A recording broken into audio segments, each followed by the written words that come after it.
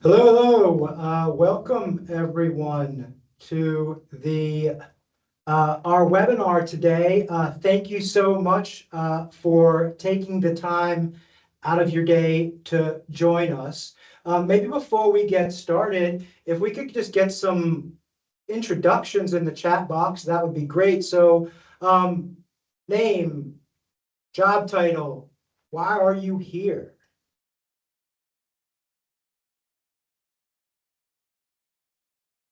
It's great to see you, Ruth. How you doing? Thank you for joining us from way down south. Who else is in the room today?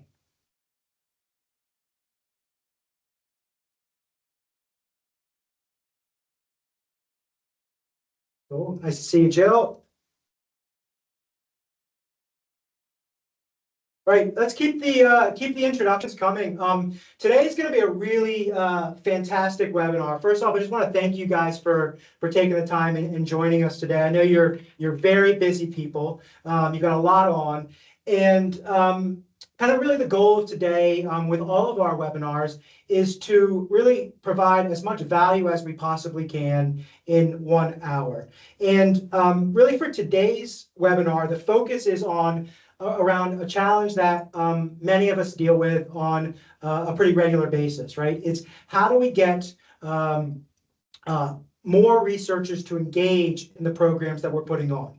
So the purpose of this webinar really is explore strategies for maximizing researcher attendance at training programs. Okay, the way that we're going to do this, and I've been looking forward to this webinar for a while because we have a fantastic guest joining us today, Dr. Danielle Miles from Sheffield Hallam University. We worked together on a project a couple months ago that really was able to generate exceptionally high levels of interest and engagement. And so what we're going to do today is we're going to go through that. We're going to explore that together. Now, before we do that, just some quick introductions just to set the scene. I'm Zach Sorrells. I'm the CTO and head of program development at Skillfluence. Basically, my job is to work with our university clients, customers, and partners to better understand the challenges and issues that they have related to knowledge exchange, commercialization, innovation, impact, enterprise, and then develop solutions to help them achieve their goals. Okay, so that's kind of what I do. Skillfluence, our mission in life is really to help researchers create and deliver more socioeconomic impact from their research while achieving their life and career goals. And we do that through developing a range of different programs and interventions to equip researchers with tools, skills, and confidence to be able to deliver those outcomes. We've been around for a while. We just celebrated our 9th birthday about a month or so ago. So happy birthday to us. We've worked with now more than 25,000 researchers and PhD students. We've got a pretty significant team of trainers and working with more than 80 universities across the UK. Right? So kind of building on that expertise. Now, again, today's webinar, the purpose of today's webinar is to share proven strategies for boosting researcher participation in training programs. And the way we're going to do this is we're going to use a live case study shared by Danielle to really bring these strategies to life. So hopefully you'll come away with, a few very specific tactics or strategies that you can use to start trying to increase engagement in programs for researchers that you're running at your institution. So the situation here is it is really hard to get researchers to engage in extra programs. I think any of us operating in this space have felt this challenge, have felt this pain, right? And there's nothing worse than kind of putting on a fantastic new program, marketing it, promoting it, building all this energy, and then comes the day and like 2 people show up. Like it's soul destroying in many ways, right? It's not a good output for anybody around this. So how do we address this?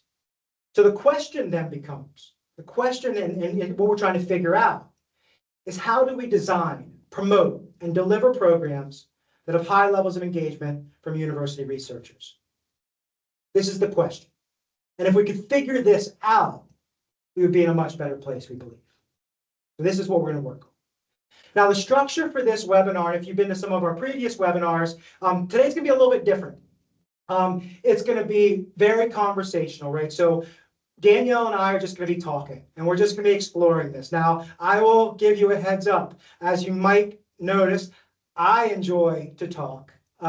Danielle also enjoys talking, and we can really go deep on some of this, right? So what we're going to do is we're just going to spend some time talking through this, understanding what she did, what worked, what maybe she'd do better next time or do different next time.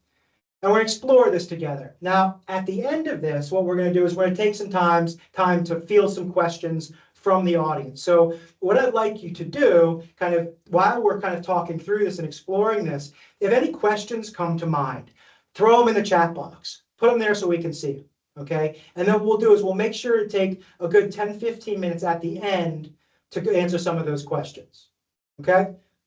Sound good? All right, let's do this. So, without further ado, I would like to welcome Dr. Danielle Miles, and I'll just hand it over to you to first introduce yourself. Say hi to everybody if you could. Fabulous. Thank you very much. Lovely to meet everybody. Thank you for taking the time to join us on this call today. So as Zach's already alluded to a little bit, I'm Danielle Miles. I'm the Innovation Manager for the Industry and Innovation Research Institute at Sheffield Hallam University, longest job title in the world. And effectively, that means that I provide leadership and direction for innovation and knowledge exchange activity within the Research Institute. And fundamentally, I spend quite a lot of my time supporting the development and the interest of academics to help them to build collaborative partnerships and to really achieve impact as part of our leading applied ambitions of the university. Prior to joining Sheffield Hallam, I was an innovation manager at the University of Leeds, so I've got experience of different universities. And at University of Leeds, I worked on multi-institutional knowledge exchange programs, specialising in medtech innovation. One of the things that I did there was leading and implementing the Translate Me Innovation Development Scheme, which included a comprehensive training program, as well as secondments, mentoring, etc., etc. So I've been trying to do this for quite a few years now, and I think I've picked up some tips along the way and hopefully some good practice that I'm looking forward to sharing today. Cool. Thanks, Danielle. I mean, I think one of the things that might help as we explore this a little bit is to just create a little bit of context. So we're going to talk about kind of the program that we ran and how you promoted, how we kind of the tactics you used. But maybe you could just kind of describe in your own words what that program was and what it was trying to achieve. Sure. So I guess let's go back to the start. Where did this even come from, the idea of this program? I think it was sort of about this time last year, and I guess there's probably other colleagues on the table around the room here that work in university, work in knowledge exchange, and it's sort of 100 miles an hour all year round. And then in August, people tend to go on a leave, and you get a little bit of a quieter period. And for me, that's where I tend to reflect on, right, what next? Where are we going? What are we doing? What's the action plan for next year? And it was summer 2023 where I decided actually maybe something that we should be focusing on at Hallam is thinking about how do we increase our Innovate UK collaborative grants and activity. And so I sort of put together a growth plan for Innovate UK, and it became a strategic priority for the research institute that I'm in. I guess taking it back a step even further from that, really an Innovate UK focus for us was fundamentally how do we focus more on building industry collaborations, and how do we make those industry collaborations longer term and multifaceted. And so I did a lot of thinking around, okay, how do I just do that? Why is that not happening? Can we just start that happening tomorrow? What's stopping it from happening? And what are the enablers? What are the barriers? And I sort of reflected on some of the other initiatives we've been running and the different programs that I've done and sort of just conversations and initiatives with academics. And it started to become really apparent that there was a little bit of a barrier in terms of just growing industry networks. I say a little bit, fundamentally a big barrier, in that a lot of our academics and researchers don't actually have industry networks, or they don't know how to build them. They don't really know how to engage with industry. They don't know how to have conversations with them, or they're scared to have conversations with them. And actually, even more importantly, I don't think they necessarily recognize the networks that they do have and how to tap into them and kind of make the best out of them.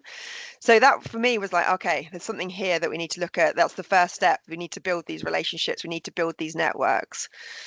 And alongside that as well, we ran a sort of slightly different R&I planning process last year of our academic base, and we actually for the first time sort of asked them what are their support needs, and a lot of them put forward and sort of ticked boxes around wanting help with networking and building research partnerships. So again, for me, it was like, okay, there's a gap here. We need an intervention. What's that intervention? And I guess that's what brought me to Skillfluence. I think some colleagues of mine met you at a KTP conference, and we just sort of thought, right, is there something we could do together around this space? And that, I guess that's where the idea of Connect to Collaborate came around.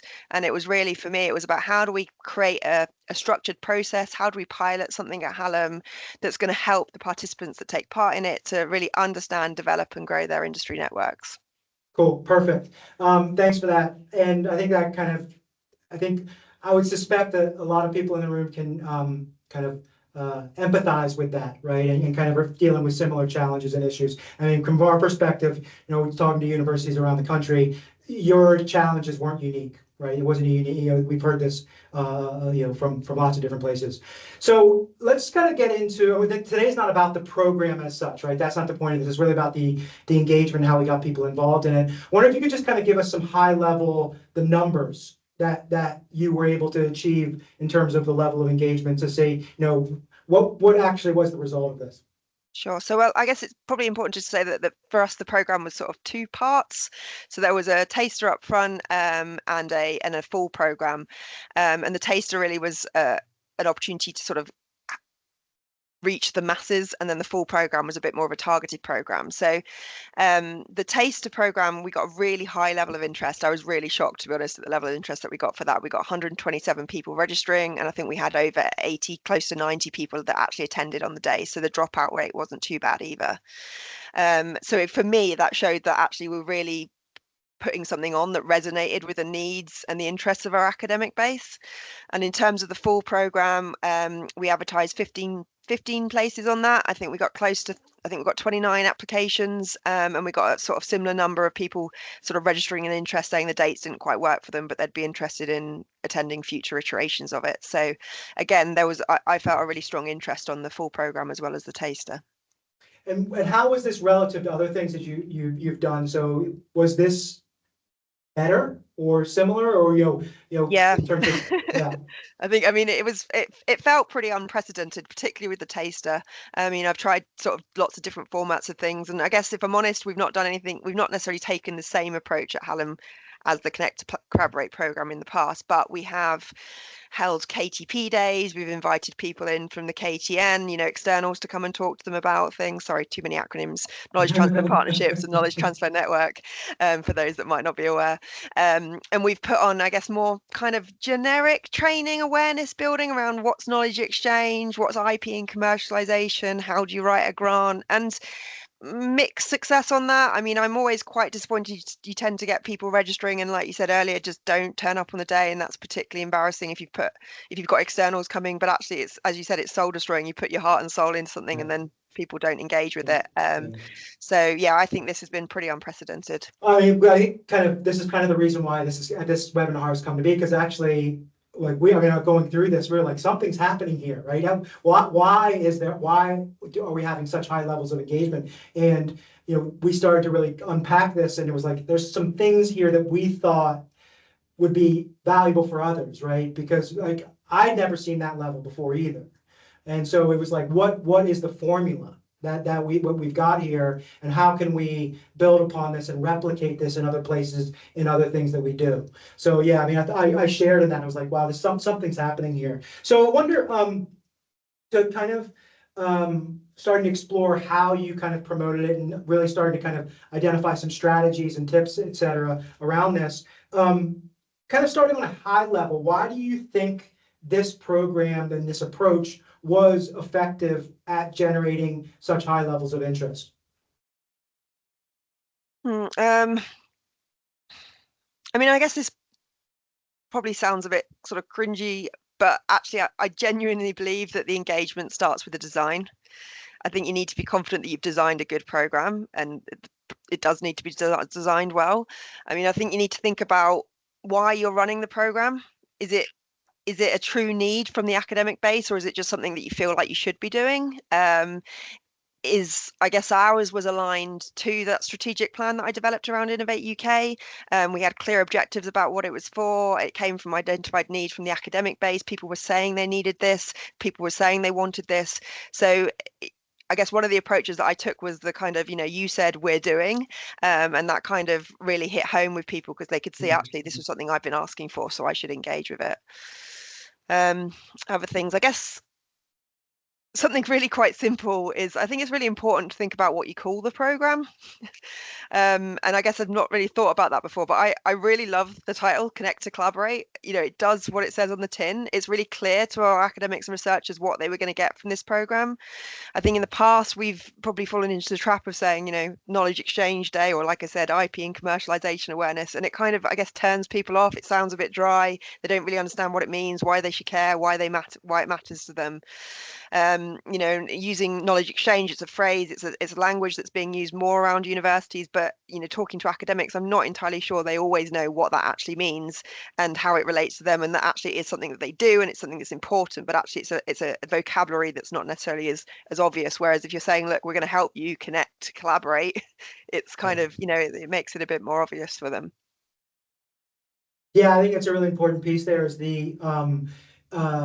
we've run programs like, for example, KE Kickstart, right? Mm-hmm. And not as successful in terms of people participating. And if you just go, well, what is that? Literally, what is it? And I think just really being aware and conscious of the language that we use and how we talk about it in a way that's highly relevant. It seems like such an obvious thing to do, but we still have programs out there that are like called, KE Kickstart, right? And it's like, well, why aren't people engaging in that? Because I don't know what it means. Yeah. Right. I guess the other thing for me that I felt was quite important, and I'm assuming other people feel this in their institutions at the moment. Everyone's really busy. Capacity is a big problem. Resources are a big problem, and people are trying to prioritize multiple different things. Juggling lots of different things. And I really felt with this program to sort of get it on people's radars, get it on the agenda, and for people to see the importance of it. I really needed to focus on getting senior kind of leadership buy-in up front. Not only are priorities being challenged in times of resource and capacity, but also finances. So I really wanted them to be bought into this program to make sure that we could really realize the sort of return on investment from it. So, making sure that they were bought in, they could be advocates, they could champion it. There was a kind of top-down sort of like, you should be going to this. I think that helped as well a little bit. I think it's a really important point there. And, when we talk about promoting a program, oftentimes our kind of what we're thinking about is, oh, well, it's an email, right? It's a brochure, how are we letting people know? But you did a lot of work Up front, behind yeah. the scenes, and maybe that might even been more important than the actual, let's call it the traditional marketing communications, if you will, to kind of get the momentum around that. Yeah, I think that's probably true. I think I did a sort of lot of lobbying to get the program off the ground, and then that played into the marketing because it had already kind of created a buzz around it. People were familiar that we were trying to do something in this space. I mean, I guess I'd done quite a lot of lobbying in terms of my Innovate UK plan for growth as well, and I'd been talking to the senior leadership, trying to get them to see that working with industry should be a priority for our university. Our strapline is leading applied. How do we do that without working with industry? And actually trying to say to them, look, there's an action plan here. There's things I need to do. We need to upskill our researchers. So I'd sort of already outlined the problem to them a little bit. So then when I could go to them and say, actually, look, I found this solution, this program is going to help us to deliver this strategic aim, it kind of all sort of fell into place in a way a little bit, I guess. Yeah, and I think as well, it's I think we did some clever things that we were kind of like very conscious of how we designed it, but it's the culmination of all those, it's those little bits that add up, and any one of those probably wouldn't get the result, but it's those 10, 20, 30 little changes or little actions that actually build up to make the thing allow us to get that result. Yeah, definitely. Cool. So I'd like to explore the taster for a little bit because I think that was a really important part of this process. The taster one, we got really high levels of engagement, attendance, and then we got a really high level of sign up after the taster. What do you think that it was about that taster that made it so effective? Why was it useful, do you think? So as I've already said, I guess for me, the reason for the taster was to provide something for the masses. I mean, I'm assuming other people have this challenge that when you put a program on, there's a little bit of a tension between making sure loads of people are benefiting from it, but also getting quality outcomes. And so the idea of the taster came about of like, actually we can do something quite short and upfront, and then actually it has a much wider reach and benefit, and then we can have something more targeted for the kind of select few, I guess. And then we sort of thought, actually, the taster, that can help us with the comms campaign. It can almost act like a program trailer. It can start creating a buzz around that. And then we sort of, I guess we had a bit of backwards and forwards about what the taster should be and how it should look like. And I think one of the reasons it worked really well was, you know, it was really short, snappy, concise. We sort of got rid of any barriers to engagement. It was an hour long. It was online. No one had to go anywhere. They didn't have to give up much time or commitment up front. If they were kind of like, maybe this is for me, I'm not sure. It was kind of like you could just try it with that. So without having to commit to a 9-week program, et cetera, et cetera. I think the other reason why it was successful was that, you know, and we said this up front, and I think you delivered really well on that, in that we made sure it was action orientated. Rather than it being a kind of hour of you talking about what the program would be, it was like a short version of the program. You gave them a tool, you know, a framework to work with that they could immediately take away and start applying to things. So, you know, reflecting on some of the feedback we got, everyone sort of commented on, actually it was really useful to spend an hour doing something with a group and getting some structure around that. And I think, you know, that was really useful. So yeah, we got really good feedback. 100% of people said that they would recommend it to a colleague. 85% of people that did the taster said they'd be interested in doing the full program. So, you know, I think it worked really well. And I think another thing that we did that was really helpful was that we recorded the session. Yeah. I think through circumstance, serendipity, et cetera, there was some issues with the recording, but it basically meant that you went away and did an abbreviated video, right? Yes. Which actually then made it even more concise and snappy. So we got like, I think 60 or 70 views of the video afterwards as well, from people that were going back and watching it, or people that hadn't been there before. And again, that felt slightly different to me. You know, I quite often record sessions, but we don't get that many people. Although people say, can you record this? I'd like to watch it. I'm not sure how many people do make the time for that. So again, that tells me that people are engaging with the program. Yeah, I actually remember that the bit of you call it serendipity, right? It was planned. It was planned. I remember I was on a trip in DC at the time, and I recorded the Titan version from a hotel room in Washington DC. So that was it seemed to work okay, but yeah, that was fun times. But no, it was about but I mean that's the thing, right? It was like we wanted to.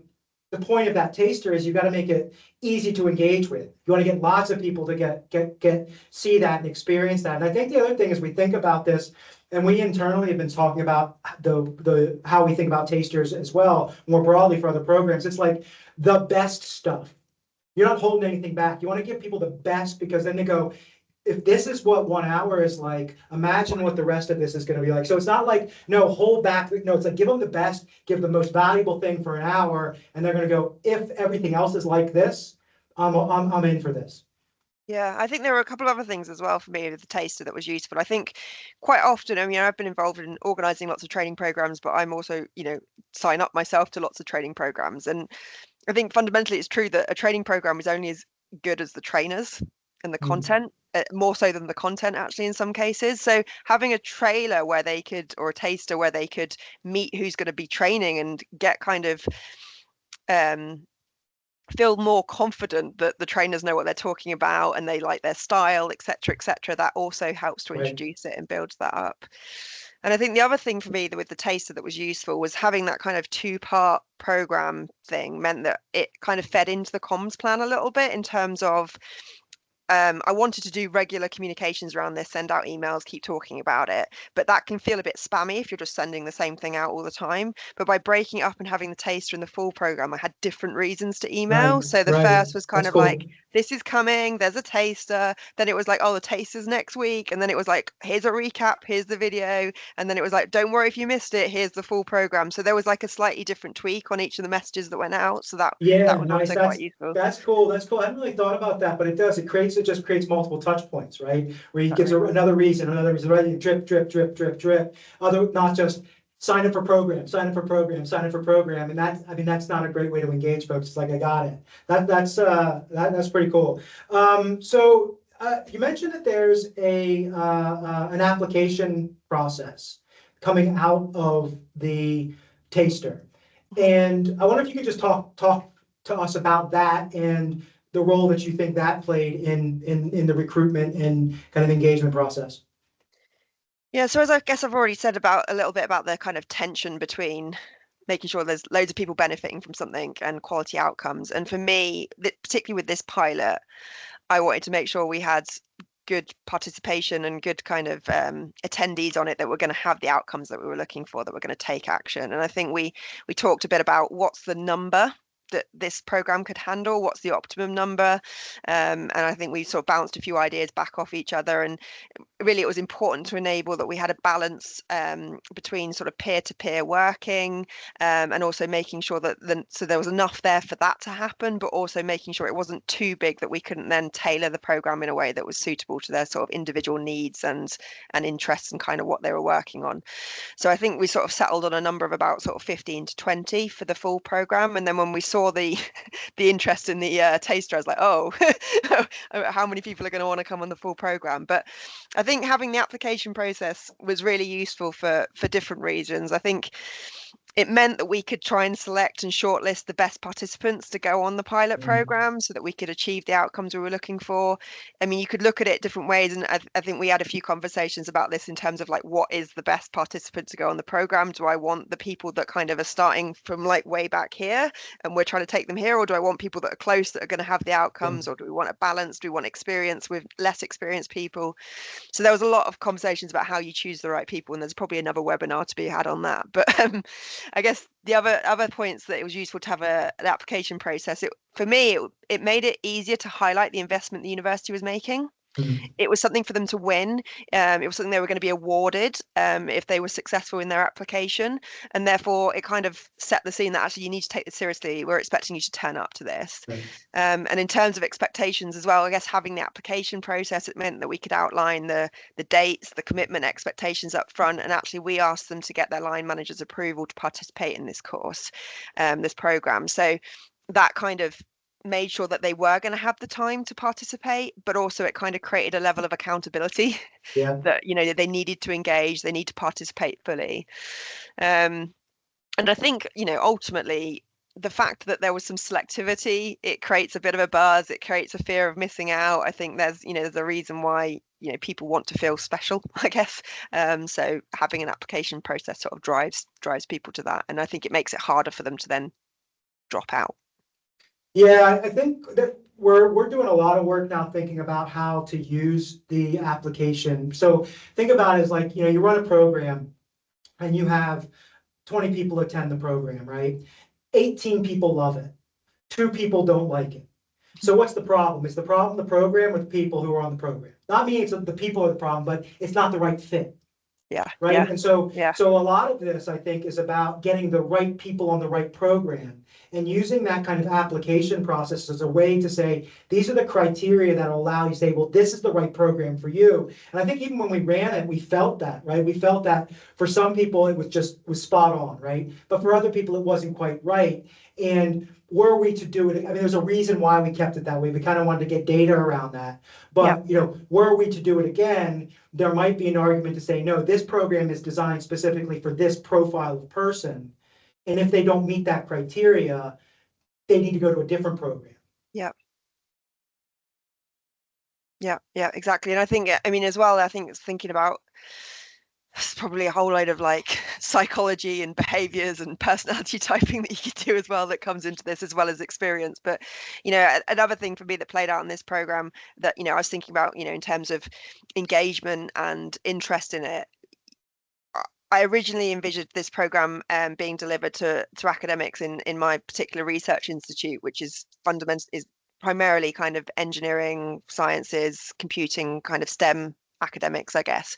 But we made the decision to open it up to the wider university.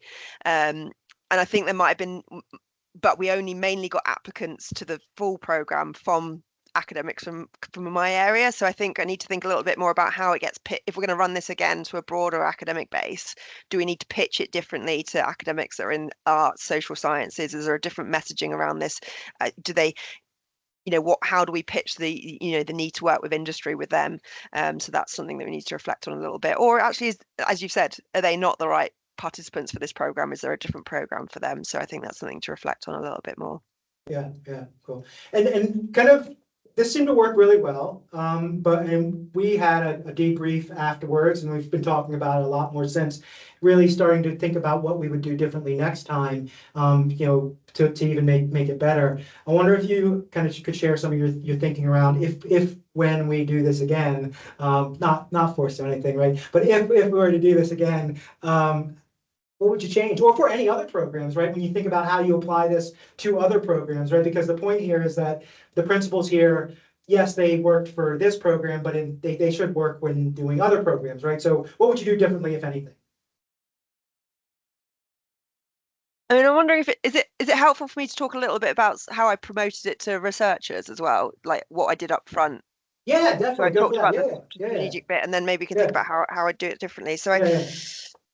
I guess one of the things that I did, and we sort of alluded a bit on this when I talked about the high level thing of sort of lobbying with senior leadership, but also once we sort of got the program off the ground and started advertising it, I basically talked about it nonstop. And any meeting I was in, I used it as an excuse to bring it up so that people could hear about the program, and there was creating a buzz around it. I then created in a more formal sense, I created a comms plan. So we've talked about kind of the comms that went out around the taster and then the full program and sort of mixing it up, but really thinking about different channels and different messaging and different audiences and where they were going to go. And I prepared a sort of, I guess, a comms toolkit in a way. So I prepared some template text and some key messages, thinking about the outcomes that we're expecting from the program, and sort of developed that for different channels and different teams to be able to share. So it made it easier for people to spread the message, so it wasn't always just coming from me. And I went for a mix of targeted and broad comms, so different comms channels. But from the targeted sense, that's where I went back to the research and innovation plans that our academics have done this year, and sort of scanned through their data that was in that, and sort of pulled out where they were sort of asking for specific development and support needs that I felt like this program could help fix. And literally, as I think I mentioned earlier, did that kind of "you said we're doing" approach. So went back to them and said, right, you said you wanted help with learning more about innovation or building external partnerships or having an impact with your research. Maybe you'd be interested in this program. And I think that was quite useful because it kind of helped them think about, oh yeah, that's something I want to do, and there's the answer to it.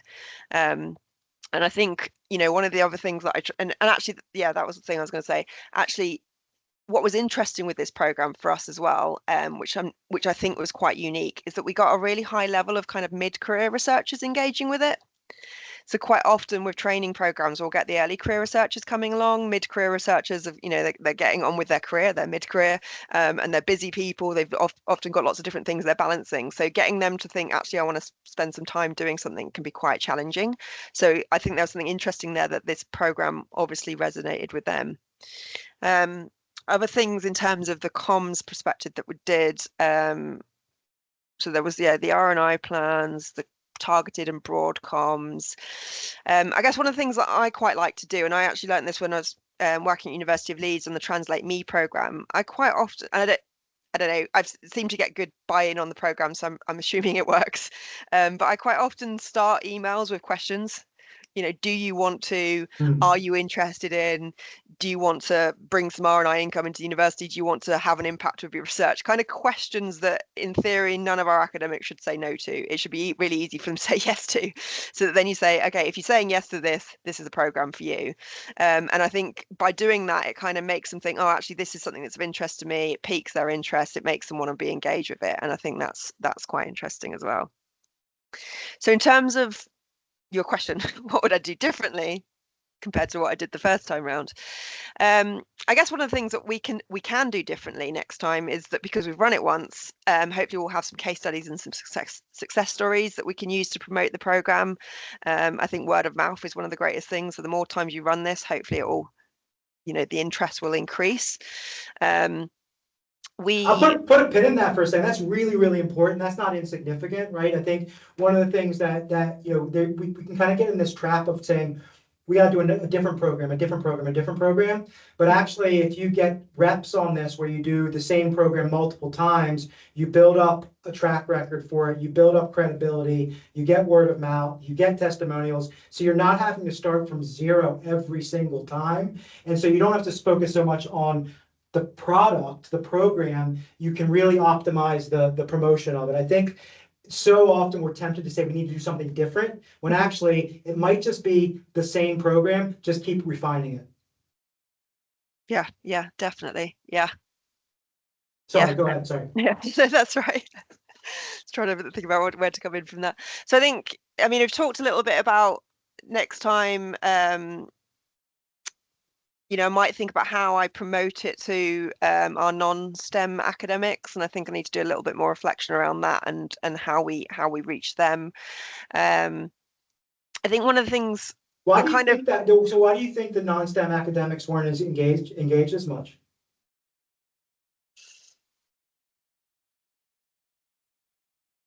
Well, from the couple that we had on the program, I think they felt that their research could be of use to industry, but they didn't know what sector of industry. And so they were kind of looking at the outside world and didn't know how it could immediately apply. Whereas I guess when I'm working with engineers and, computer scientists and people that are working on technologies and widgets, it's like, right, I've designed this thing. This is for trains or for aeroplanes. They like almost can clearly see who their target companies might be. So I think there's a different challenge there with sort of more in the sort of social sciences and art space, I guess. Okay. I mean, the other thing that I'm hoping will help with the next program as well is one of the things that I was really keen to do on this program was, so we did the taster to try and have breadth. The full program was a bit more about depth and a sort of tighter scope with people that were benefiting from it.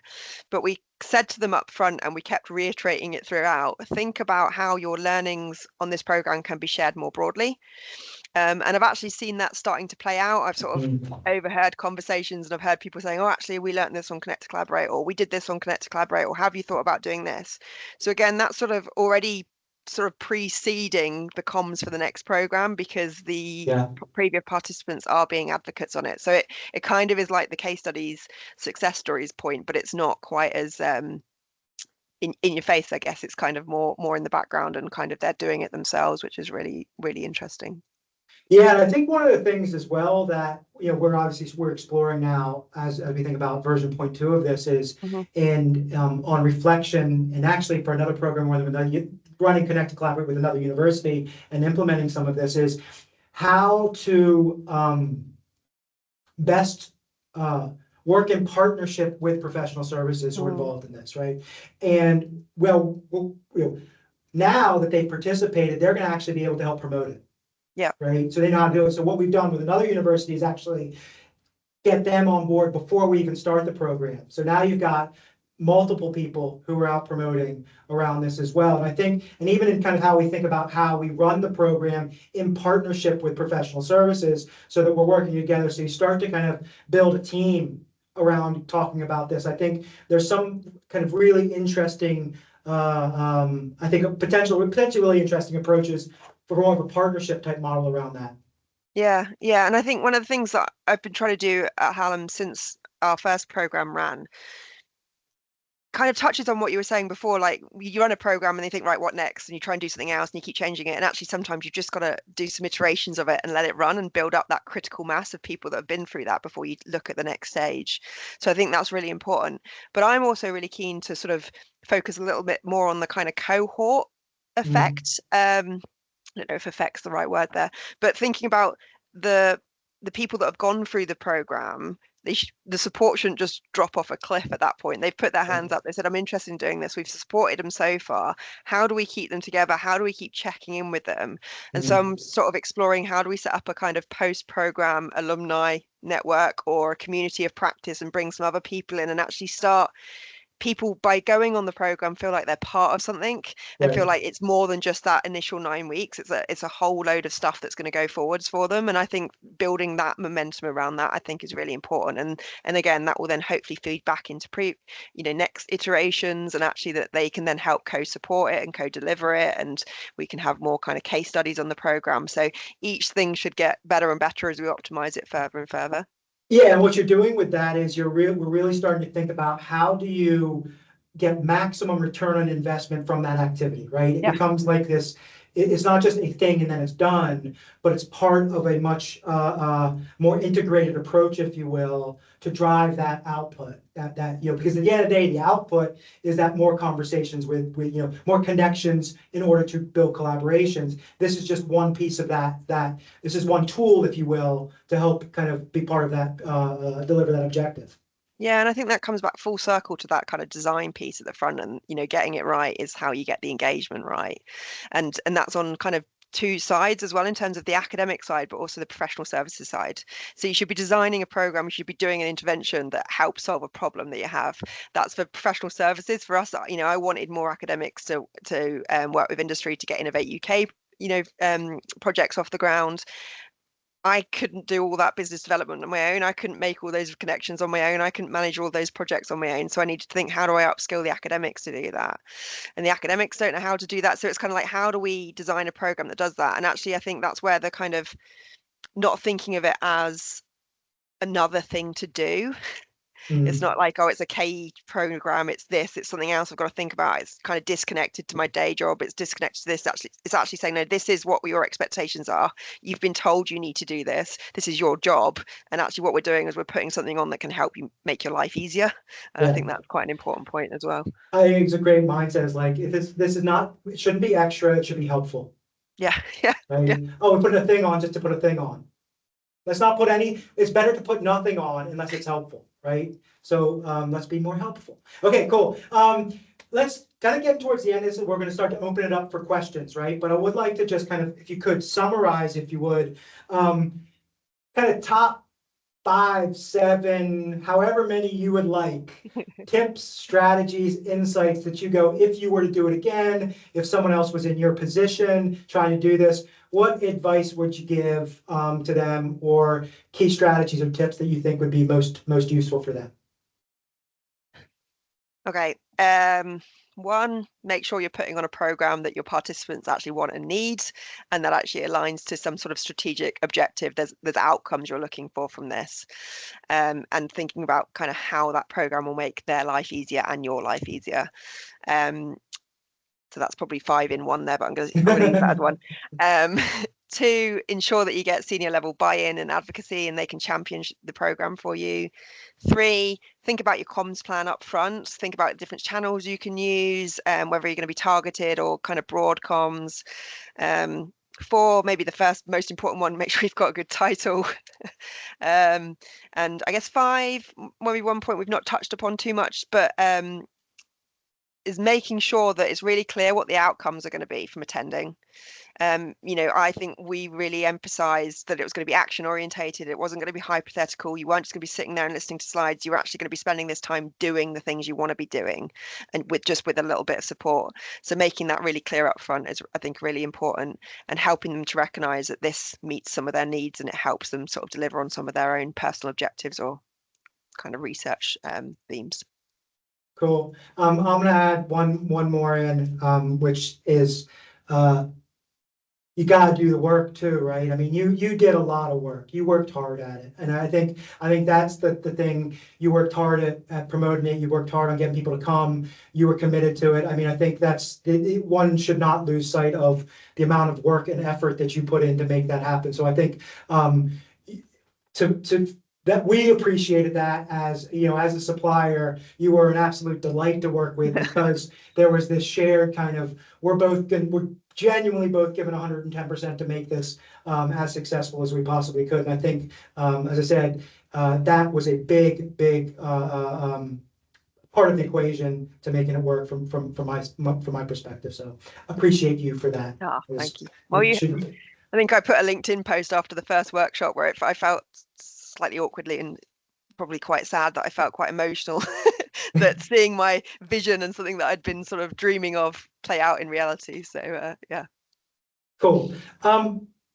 That's really helpful. It's really useful. Hope that gave everybody kind of an insight to this. I would like to open it up for some questions, though. We've got some time. Let's take kind of 3-4 questions from the audience. Rachel, maybe you could just drop something in there. So, cool question from Marie. How did you mitigate dropout as the program progressed? Danielle, I think you probably could Yeah, answer so that I a think little bit. I was quite pleased that we didn't have too much of a dropout rate during the program. I think we had one person that kind of came to 1 or 2 sessions and then dropped off, but they actually left our university, so that kind of explains that. Um, I I think by having that application process, having that line manager's approval up front and setting the expectations of commitment help to manage that. And again, I keep harping on about it, but that senior leadership buy-in, we've got associate deans for research and innovation in each of our colleges at Hallam, and they were pretty bought into the program, and they were sort of asking me, are people still turning up? Are things still happening? And I think on the very first workshop that we ran, we might have had a couple of late starters, and that was because I was like, where are they? Sent them an email and yeah, chivied them along and chased them up. And I think but yeah, as a whole we kept a good level of engagement.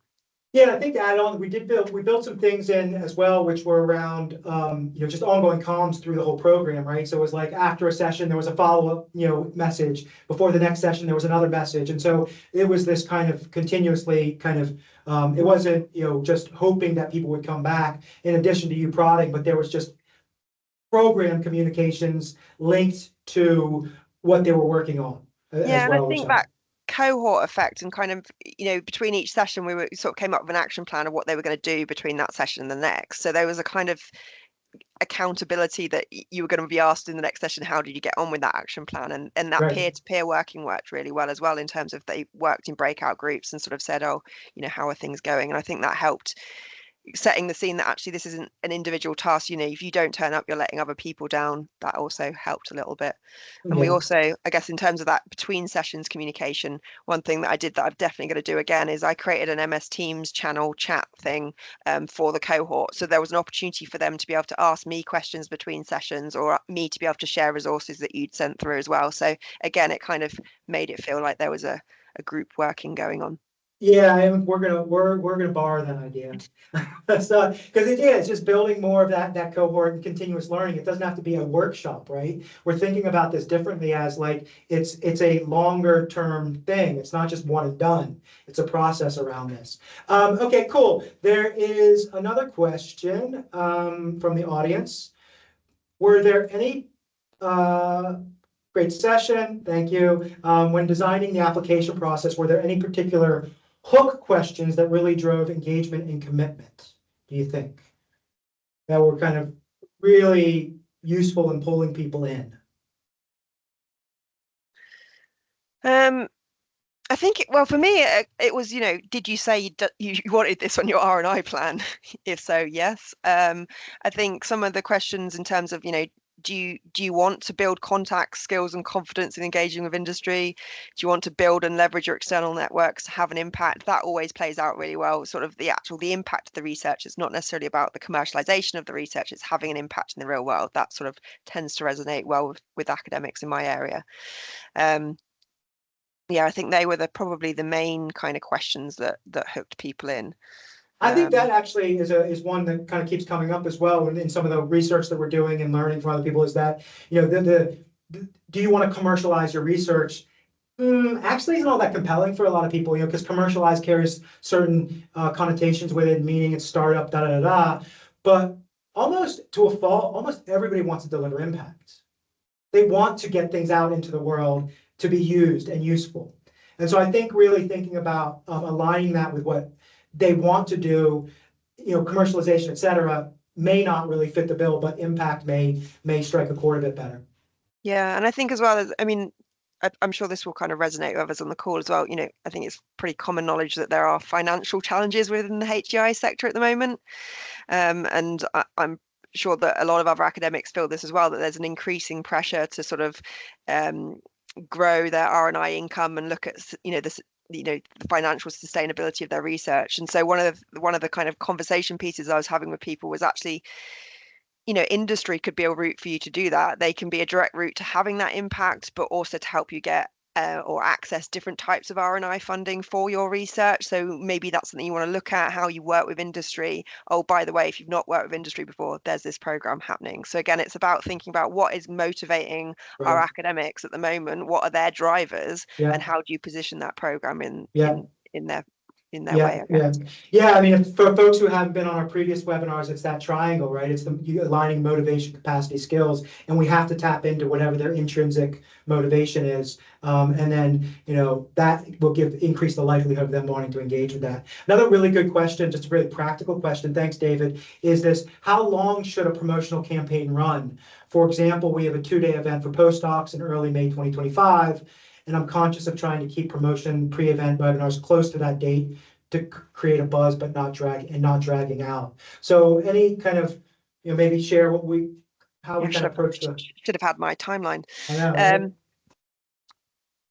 So I guess we'd been talking about this program since the beginning of the year, right? At back end of last year, I think November, December, we had our first chat, and then, for various reasons, things kind of went on pause for a little bit, and then I think we picked the conversation back up again in about March time.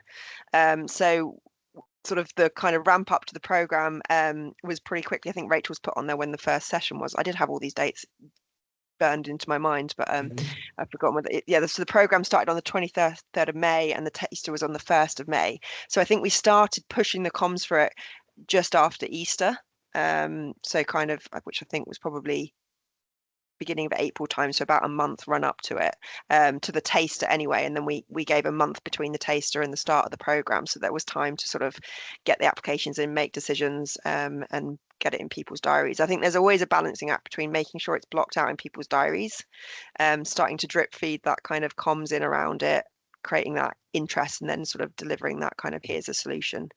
Yeah, it's interesting. We had this exact conversation with another university yesterday around the timing of it, and I kind of, roughly speaking, I think 4 to 6 weeks to lead up to the taster, just to get things moving, right?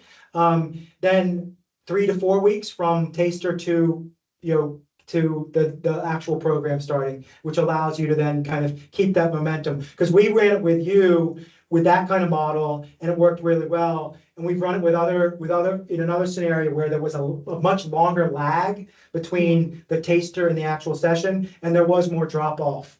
So I think the timing, the rhythm, and the momentum, it's not an insignificant consideration to keep what is the flow of that. And we've had situations where if you try to do things too rushed, it doesn't give you enough time to do it in the right order of things. And so I think timing is important, and the cadence of it is important.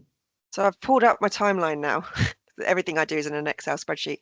So the we launched the sort of taster and the program on the 11th of April. We sent some more comms out the following week as a sort of reminder, and then the taster was on the 1st of May. So yeah, so it's about 4 weeks from kind of launching it, 3 weeks from launching it to the taster running, and then we kind of did a recap of the taster and a kind of reminder there's a final deadline. So the taster was a week before the final program deadline, which I think worked quite nicely because it gave people time to think, is this for me, is it not? The application wasn't that intensive. There was a series of different kind of 1 to 10 scale questions, and what are your research interests and why does this program interest you? So the thing is, when we look back on this, I think, and I've got a slide up here, I'm not going to show it, but there are like 15 little things that are like all of them little tweaks: the timing of it, the rhythm of it, the microsite, the application, the taster, the recording of the taster, the name, the comms around it, all these little pieces that when you put them together deliver the results. And you go, we have this question like, hey, we're having it hard to get people into programs. You go, what did you do? We sent out an email. That is just not good enough. It's just not good enough in today's environment with people's busy. We got to really work that system. And if you do work the system, what we're saying is it can be highly effective at getting people engaged. Yeah, so I've just seen a question on here about is there a certain hour of the day that's preferred? How do you get time poor researchers to sign up for training in the first place? The time hour, what point in the year is always a battle. And I think it was me and Rachel that were sort of working on the when do we put these sessions on and kind of thinking through, right, this month it's Christmas, this month is exam time, this is teaching semester, then it's Easter, then people go on holiday. There's never a good time of the Yeah, year, so that's yeah, always a challenge. Time and hour of the day is also difficult. We did the taster on a Wednesday. We did it at lunchtime. I think that sort of if you're going to do a short session, lunchtimes tend to work well. I guess that's why you're doing this on lunchtime and on a Wednesday. But for the full program, we just sort of made sure the dates were advertised far enough in advance, I guess, that that people knew what they were going to be and when they were going to be. And that kind of getting time poor researchers to sign up to training, I guess that's kind of one of the points they've been trying to make. It's not thinking about, right, they need to do some training. It's more about what we're trying to achieve and how does this help them achieve this. And I guess some of what Zach was saying, this started for me last summer. And even before that, when I've been trying to get academics to work with companies and industry and build external connections, there's a various different things that I've been doing and hosting innovation workshops and things, and just kind of even the comms pieces, our news articles about what working with industry means and generating that buzz. And then the program is just sort of the training is a kind of secondary thing to the need to work with industry. That's just a solution. So it's not like we're putting training on. It's more like we've been trying to do all this stuff. Here's something that can help you. yeah. And I then they think then they don't think because they don't think about they're not trying to make extra time. Then this is something they're already right. trying to do. Right. I think that I'm looking at the clock and we are about out of time. And as I said, genuinely, Danielle and I could sit around here and talk for another 2 hours about this, right? So seriously, we can go deep on this, and this is a lot of fun for us. And I think there is this just kind of curiosity, right, about how do we make this work? How do we make this work better? How do we make this work better? And figuring out. And so this is a conversation we've had. You go, that's something cool. That's something interesting, but time is limited. People are busy. We need to wrap it up somewhere. So I just want to show you guys one more thing. I mean, before I kind of let you guys get set up for our next webinar, which is going to be amazing, right? This one was amazing. The next one is going to be fantastic. I'm just going to share my screen here again. This one is coming up on November 27th, and learning so much around this. And we're going to have 3 more fantastic guests. Lynn McDonald from University Hall, Adam Majumdar from University of Strathclyde, and Sally Charles from University of Oxford, really exploring how we can use learner discovery to identify insights for how we can make more effective programming. And they're coming at it from 3 different perspectives, sharing what we did, sharing what we learned, sharing how it's informed programming and interventions. I can't wait for that one. That one's going to be fascinating. Just as a reminder, if you guys want to reach out to us, we work with folks in a variety of different ways, consulting, specific programs like we talked about today, developing full pipelines for how we can kind of build a sustainable talent pipeline, help you guys deliver against your KPIs. So if you want to get in touch, give us a shout. That QR code, that'll take you to the sign up for the next webinar. Also, just kind of, you'll get a link to this recording. So there'll be some comms in there as well to kind of point you in the right direction to get signed up for the next webinar. So with that, I just want to say thank you so much, Danielle. It's been an absolute pleasure. Thank you for taking the time to share your wisdom with us today. Thank you for working together, and hopefully we'll do this again in the future. Any final words from you before we say goodbye? Nope, don't think so. Just thanks for having me. It's been fun. It's been fun. On that note, let's call it a webinar. Thanks again. Thanks, everybody. I hope it was useful, and we'll see you in November for the next one. Bye for now.